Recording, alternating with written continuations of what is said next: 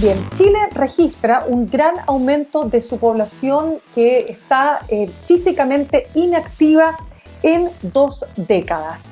Básicamente, un estudio que fue realizado por la Organización Mundial de la Salud dio a conocer que en la actualidad casi 1/3 de los adultos en todo el mundo es físicamente inactivo. Existe una prevalencia del 31,3%. La investigación, que fue publicada por The Lancet Global Health, contó con una población de 5,7 millones de participantes que provienen de 197 países, y de ese total, alrededor de 17.500 adultos, es decir, mayores de 18 años, eran chilenos. Y según comenta el investigador de la Universidad de Glasgow, Carlos Celis, en las 2 décadas estudiadas, Chile registró un gran aumento de su población físicamente inactiva, lo que les decía al comienzo, pasando de una prevalencia de 23,3 a 38,2. ¿Qué es lo que está pasando? ¿Qué explica estos resultados? Se lo preguntamos precisamente desde Escocia, Glasgow, Carlos Celis, académico asociado de la Universidad Católica del Maule e investigador y académico de la Universidad de Glasgow en Escocia, Reino Unido. ¿Cómo estás, Carlos? Gracias por tomar contacto con nosotros. Muy bien, es un gusto estar aquí con ustedes y poder compartir parte de este estudio que se realizó a nivel mundial. De todas maneras, lo primero que te quiero preguntar cuando hablamos de la actividad física, porque se habla, primero, ¿cómo definimos qué es tener actividad física para partir conversando? Actividad física se define como cualquier tipo de movimiento de nuestro cuerpo que involucre desplazamiento o que involucre movilidad de nuestra extremidad superior o de nuestra extremidad inferior. En cualquier contexto, ya sea en tu tiempo libre, en un gimnasio, cuando estás limpiando tu casa, etcétera. Todo lo que involucra un movimiento y un gasto energético es actividad física. Ahora, esa actividad física se mide. Entiendo que hay un minutaje de tiempo, de minutos a la semana, que son considerados como el desde y después de ahí para arriba. ¿Cuál es el desde para considerar que una persona es activa físicamente? Para considerar una persona activa físicamente, esta tendría que realizar una actividad física de intensidad moderada o vigorosa de al menos 150 minutos a la semana. Ya. Eso sería como quien dice tener una actividad, 150 minutos es como 1 hora, 90 minutos, son como 2 horas a la semana. O sea, una persona que hiciera ejercicio, por ejemplo, 2 veces a la semana, estaría ya dentro de la condición de persona activa físicamente. ¿No es así? Exactamente. O alguien que camine 20 minutos al día ya estaría cumpliendo con esa recomendación. Ya, eso es súper interesante porque ahí vamos a entrar entonces a este estudio. Lo primero que te quiero preguntar, este estudio, la Organización Mundial de la Salud, lo encarga me imagino, para tener una radiografía de cuál es la situación de la población a nivel mundial. Y en ese sentido, claro, esta cifra, ¿qué te dice esta cifra? Que 1/3 de la población en el mundo básicamente no mueve un dedo, para decirlo en términos bien coloquiales. O sea, no hace ejercicio de ningún tipo. ¿Qué te muestra eso? Bueno, una de las cosas que nos preocupa es, como dices tú, 1/3 de las personas, o 1 de 3, ¿cierto?, va a realizar actividad física que no es suficiente para mantener una salud adecuada. Lo preocupante en este sentido es el cambio que ocurre a través del tiempo. Entonces, el incremento que vemos en la cantidad de personas que cada vez realizan menos actividad física. Como bien decía, en el 2000 la Organización Mundial de la Salud tuvo como meta hacer esta radiografía, ¿cierto?, a nivel mundial de cuántas personas eran físicamente inactivas y también poder identificar dentro de los países en el mundo cuáles son las poblaciones más inactivas. Donde Chile, como tú bien decías anteriormente, está liderando el ranking a nivel latinoamericano. Claro, de hecho, para dejarlo claro, a nivel mundial, ¿cuál es el país que aparece como más inactivo y cuál es el más activo? A nivel mundial, el país que presenta increíblemente mayor nivel de inactividad física es Cuba. No te puedo creer. Lo cual es interesante si tomamos en consideración su sistema político y cómo este ha cambiado desde las últimas décadas. Ujú. hacia una economía, ¿cierto?, más eh, anglosajona, entonces Abierta, con mayor acceso a claro. tecnología abierta, mayor Ujú. acceso a automóviles, etcétera, que no estaba antes, donde Cuba probablemente antes del 2000 era una de las poblaciones más activas en el mundo. Pero Qué hoy en día ya no se da increíble. ese escenario. Es que es muy interesante porque además Cuba a nivel latinoamericano ha generado grandes atletas, ¿no? Grandes además deportistas. Entonces cuando yo leí que efectivamente en América Latina, de hecho, y también ahora tú me dices a nivel mundial, encabeza los rankings de la población inactiva, me llamó muchísimo la atención. ¿Qué país del mundo ofrece la mayor cantidad de actividad de sus adultos, físicamente hablando? Inter- los países, ¿cierto?, que ofrecen mayor nivel de actividad física o que cumplen con la mayor parte de la recomendación, podríamos describir a Bolivia, ¿cierto?, que presenta menos de un 20% de la población con nivel de actividad física, y también algunos países en el continente de África, ¿cierto?, que nuevamente por el tipo de trabajo que realizan, la falta de tecnología y su nivel socioeconómico, la mayor parte de las labores que realizan son físicamente o involucran trabajo físico.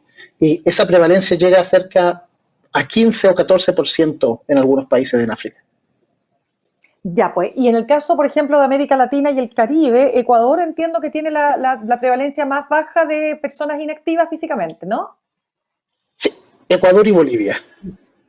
Mira, interesante.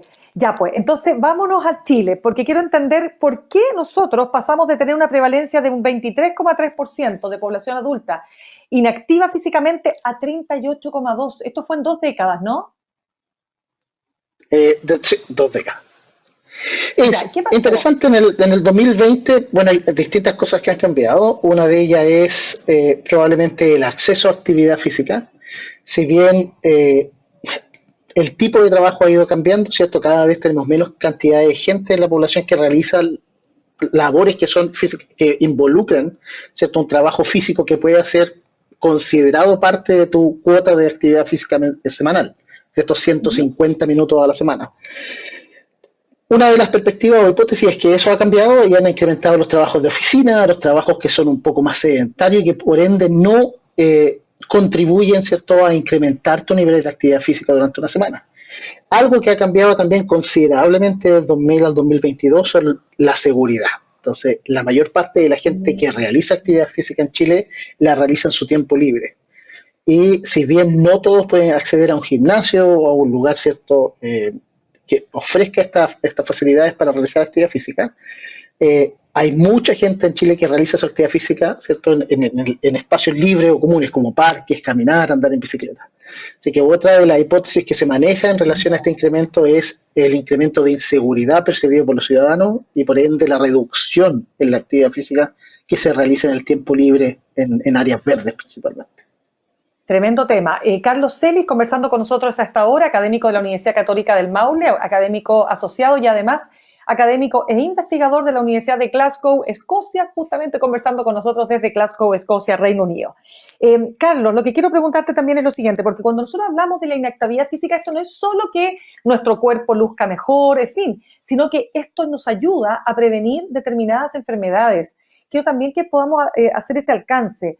¿De qué manera se ha podido asociar la cantidad de actividad física con la disminución de ciertas enfermedades y de cuáles estamos hablando?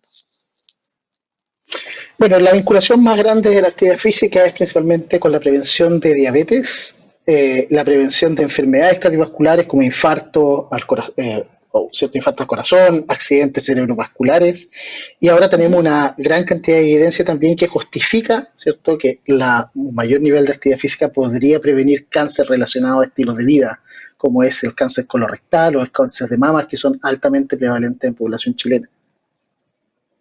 Allá, o sea, estamos hablando de un tema tremendamente relevante, claramente. O sea, si imagínate que la actividad física pueda ayudarnos a prevenir estas enfermedades, también hay un ahorro de todo el costo que significa para los sistemas de salud, ¿no? Este tipo de situaciones y de enfermedades. Ahora, siguiendo con el tema de las actividades físicas, eh, hay aquí una diferencia, me imagino, Carlos, también generacional. O sea, los adultos mayores, por razones de la vida, evidente, no sé qué, tienden a hacer menos ejercicio, por supuesto, que las generaciones más jóvenes, pero ¿cómo se ve en relación a estos resultados? Alarmante nuevamente, una vez que la población chilena o la población mundial cumple con su edad de retiro, estamos hablando de los 60, Ujú. 65 años, la prevalencia sube Ya. de un 30 a un 60 o 70% en la población, lo que Wow. significa que hay un incremento, ¿cierto?, considerable. Y aquí es también donde se desarrolla la mayor parte de la enfermedad en este grupo etario. Lo que es interesante es que esto es como una forma de U. La población muy Ya. joven, es decir, menor a 25 años, o la población mayor, ¿cierto?, mayor a 60 y después del retiro, son las que presentan los mayores niveles de inactividad. Ahora, en el medio tiene sentido que la población entre 25 a 60 años mantenga niveles entre un 25 a 30% de inactividad física. Eso es producto Ujú. probablemente de lo que hablábamos anteriormente. La población activa laboralmente tiene que desplazarse a su trabajo todos los días. Producto de eso va a tener que caminar, ya sea al trabajo, al sistema de transporte público, si es que estamos hablando de Santiago, etcétera, lo que contribuye a esta cuota de 150 minutos a la semana. No es así en los estudiantes, donde los niveles de actividad son súper reducidos, y eso es probablemente porque si hablamos de enseñanza media, etcétera, la mayor parte de ellos va a pasar cerca de 7 horas al día, ¿cierto?, sentados en un escritorio. Y en la población Toda la mayor, una razón. vez que se retiran, hay, ¿cierto?, una carencia de programas que mantengan activo a la población o a personas mayores en Chile. Claro, Carlos, ¿y cómo logramos si tenemos además un factor que tú señalabas que me parece interesante de abordar, ¿no? Si hay un tema de seguridad, ¿por qué digo esto? Porque es habitual que en ciertas comunas las personas hagan ejercicio en las plazas, se juntan incluso algunos, le pagan un profesor entre todos, eso hace mucho más barata la clase, pero claro, si hay problemas de seguridad la gente no está saliendo. ¿Cómo lograr, digamos, revertir estas cifras entonces? ¿Cuál sería la manera? ¿Qué políticas públicas habría que implementar? Súper complejo, principalmente por el tema de la seguridad y cómo se ha escapado un poquito de las manos durante estos últimos años. Lo que tú dices es súper claro. Hay comunas que tienen un mayor ingreso, probablemente, o son de un estrato socioeconómico más alto, que presentan mayor seguridad en su área libre o en sus parques, en sus áreas verdes, donde la gente puede implementar este tipo de clases grupales y participar al aire libre. Y nuevamente lo que tú dices, uno ve normalmente gente andando en bicicleta, caminando, corriendo en los parques. La actividad física está altamente determinada por el nivel de ingreso de la población o su nivel socioeconómico, lo cual está fuertemente correlacionado, ¿cierto?, o vinculado con el nivel de inseguridad de la zona. Mientras más alta tu inseguridad, menos niveles se reportan de actividad física, principalmente al aire libre, lo que hace complejo implementar este tipo de programa a lo mejor en las personas que más lo necesitan. Entonces, cuando hablamos, por ejemplo, de enfermedades, sabemos que las personas que viven en estratos socioeconómicos más bajos presentan mayor prevalencia de enfermedades o factores de riesgo cardiovasculares en comparación a personas de sectores más afluentes o de mayor ingreso. Entonces está todo como vinculado, y el problema más grande es: podemos revertir esto, ofrecer un espacio que sea amigable, seguro para la práctica regular, para todos los grupos etarios, o a lo mejor para los grupos más vulnerables, en este caso que son mayores o personas mayores de 60 años y mujeres en comparación a hombres. Cuéntame, Carlos, ya que tú estás viviendo en Escocia, ¿no? ¿Cómo se resuelve este tema ya? ¿Cuál es la prevalencia? Y en el Reino Unido en general, ¿cómo se aborda esta problemática? Hay distintas formas. Si bien la prevalencia todavía es bastante alta en comparación a lo que debería ser en un país o en un país como Reino Unido, Ujú. una de las políticas que se establece es que cuando tú te retiras a tus 60 o 65 años, lo primero que haces es tener transporte público gratis. Tú sacas un pase, Ya. ¿cierto?, y tu transporte se transforma, lo que promueve la movilidad de la persona mayor una vez que termina su actividad laboral. Segundo, todos los accesos a museos, galerías, etcétera, son gratuitos para personas mayores. Y el acceso a los gimnasios municipales o manejados, ¿cierto?, en este caso por el gobierno, son nuevamente gratuitos o de un precio reducido. Estamos hablando de un 30% del valor normal. Entonces, hay políticas que van a promover que la persona mayor se mantenga activamente o socialmente activa, y eso involucra actividad física, una vez que termina su actividad laboral ¿cierto?, o se retira de su trabajo. Así que esas son algunas de las políticas más claras que hay.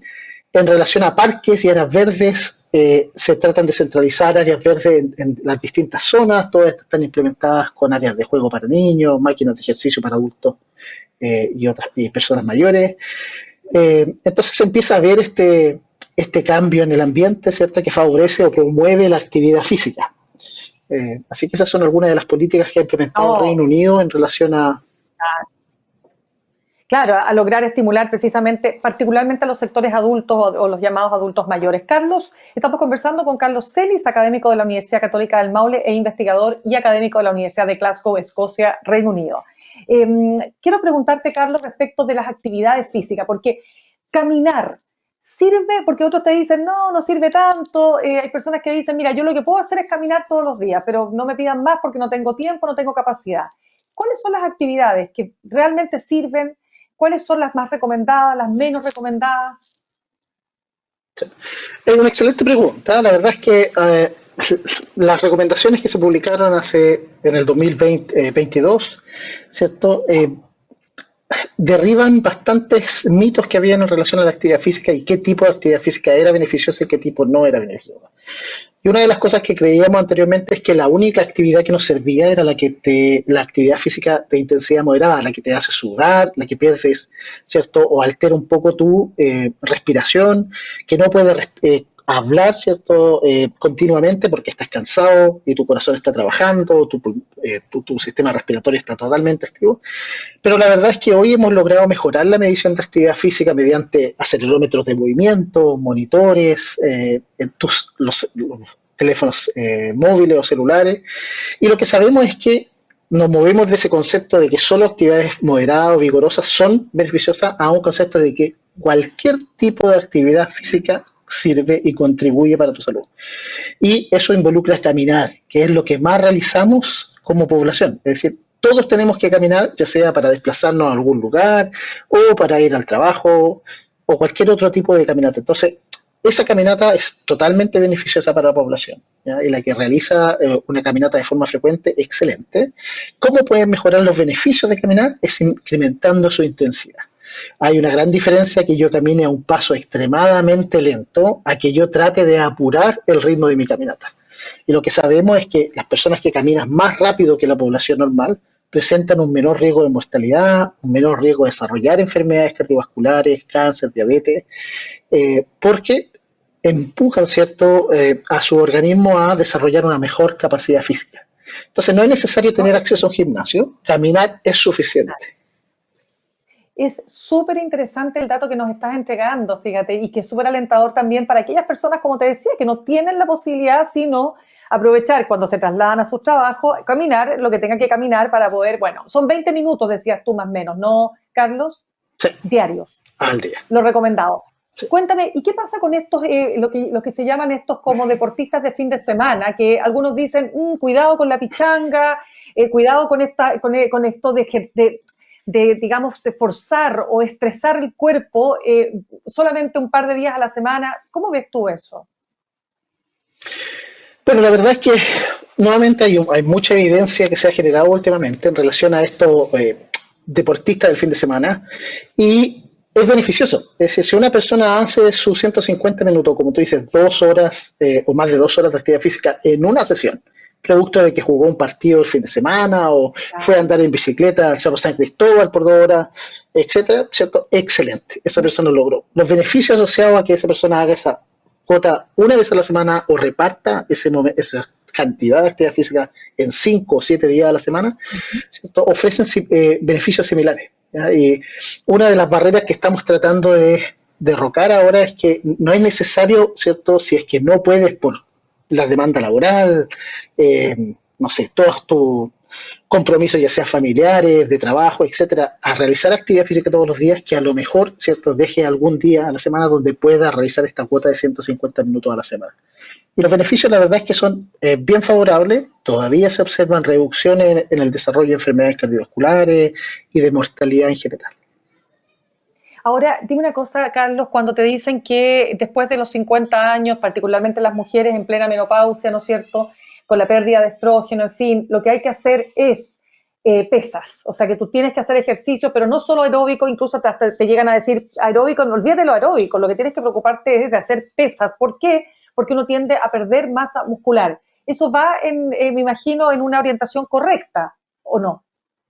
Sí, Eso va totalmente correcto. Y lo que se incluyó actualmente en las recomendaciones de actividad física es que no solamente necesitas mover tu cuerpo, también necesitas fortalecerlo. Y como tú bien dices, uno de los aspectos más importantes es las mujeres van a tener un mayor riesgo de sarcopenia, que es lo que dice pérdida de la masa muscular cuando uno envejece. Y reducir esa pérdida de la masa muscular es importantísimo. ¿Por qué? Porque está muy vinculada al riesgo de caídas y de fracturas, por ejemplo, de cadera, de muñeca, que sufren los adultos mayores. Entonces, es importantísimo que tu sistema muscular esté fortalecido, ¿cierto? Que tu masa muscular esté en niveles óptimos de manera de prevenir este tipo de fracturas asociadas a la edad. Y lo otro que se hizo ahora en la recomendación de actividad física es que esto anteriormente solo se recomendaba en personas mayores, pero ahora lo que se opta es que todas las personas a través del ciclo de vida deberían realizar no solo actividad aeróbica, sino que también mantener un fortalecimiento muscular constante a través de la vida. Así que eso es súper importante porque... Súper. Sí, perdona que te interrumpa, es que estoy pensando, yo me imagino que en Glasgow, o sea, en Escocia en general, hay mucha actividad de trekking. Y en Chile, fíjate, el trekking empezó a tener una presencia interesantísima, particularmente a propósito de la pandemia. El trekking, el subir cerros, no solo que estamos rodeados de cerros, ¿qué tan bueno es para la salud? ¿Qué tan recomendable? Hay una limitación, el tema de las rodillas también, que hay todo un tema con eso también, pero ¿cómo lo ves como actividad física? Excelente, el trekking sería considerado una actividad física moderada hacia vigorosa, producto de esta inclinación, del subir, ¿cierto? Si bien van a haber algunos dolores musculares asociados a tus rodillas, articulaciones, los beneficios son mucho mayores. Entonces estás empujando tu sistema cardiovascular, tu corazón a trabajar, a mantener no solamente tu sistema cardiovascular activo, sino que también tu musculatura, a desarrollar parte de tu músculo en el tren inferior, que son sumamente importantes. Entonces, es definitivamente una actividad barata, bonita, al aire libre, te permite sociabilizar, tener contacto con la naturaleza. Entonces, los beneficios no solamente fisiológicos, sino que también de salud mental son importantísimos en actividades como esa.